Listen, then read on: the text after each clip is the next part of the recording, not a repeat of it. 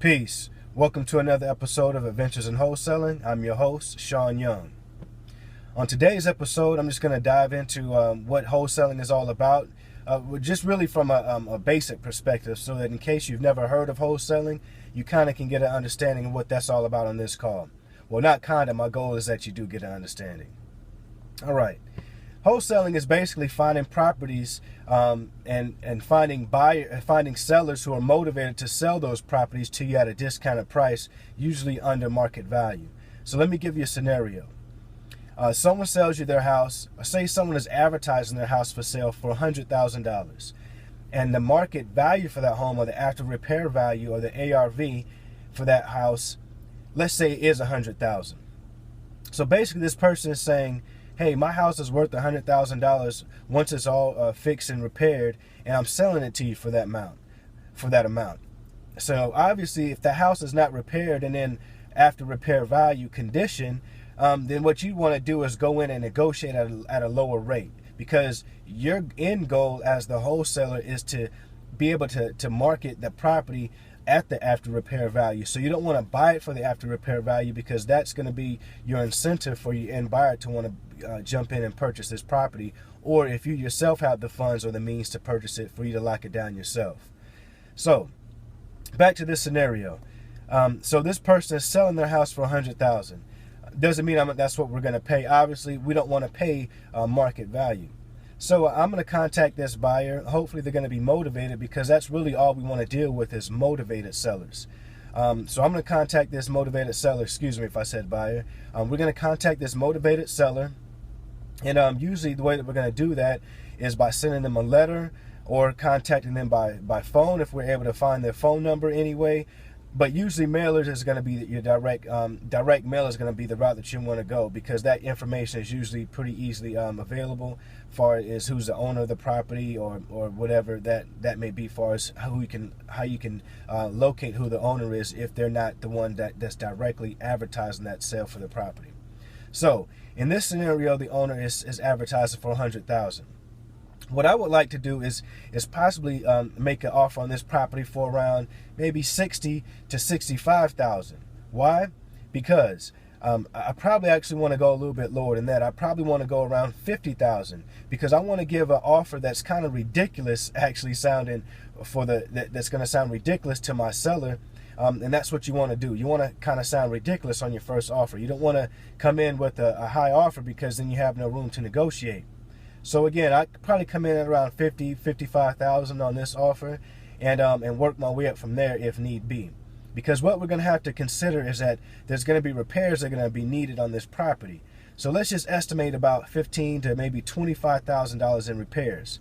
So if we're paying $50,000 for this property, and we've got, let's just say, $20,000 in additional repairs, that's $70,000. Now let's say you want to make at least $10,000 for your work on finding this property before you sell it to your end buyer. So you add an additional $10,000 onto that price. So now we're at $80,000. That leaves a small, well, not small, but it leaves a $20,000 room or space for your end buyer to make a profit. So unless you're willing to take less and lower your fee, or or something like that, which is not really what you want to do if you don't have to. What you want to do is try to get the property under contract for as low as possible. So in this scenario, let's say we did get it under contract for $50,000, and everything that I just said happened as I just described it. So I solicit this property to one of my end buyers, because what you want to do is build a buyer's list, and how to do that, we'll go into that in another episode. But what you want to do is solicit that property to your buyer, as being exactly how I just described, as being a potential $20,000 to $25,000 profit for them. So I've locked the house under contract with my seller.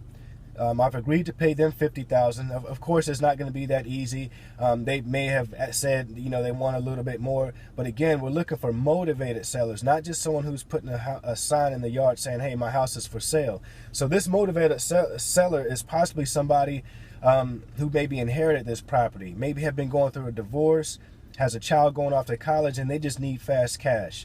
So that's a motivated seller in our book. So we've got the house under contract. They're looking for $50,000. So I go out and I find my end buyer. I sell my property for $60,000. So my buyer comes to the table to closing with the $60,000. I'm only owed my seller $50,000. So the $10,000 difference is my fee. That's my wholesaling fee. Now, of course, there's always room to negotiate that or for me to play with that number, but we usually want to keep that around, I'd say $7,000 to $12,000 would be the average range for your wholesaling fee.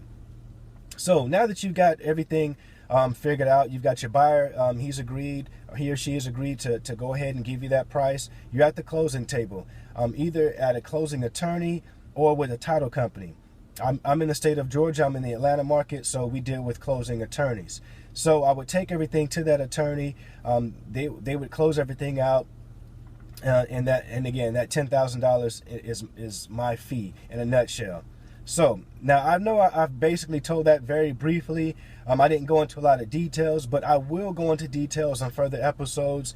Don't worry. I just wanted to give you a very quick, brief, easily to understand scenario on how wholesaling works. It's basically getting houses under contract from a motivated seller and having a motivated buyer to buy that property from you, or for you to assign your contract to that buyer and you make money at the end. So until next episode, again, my name is Sean Young. This has been Adventures in Wholesaling, and I look forward to seeing you guys next time. Peace.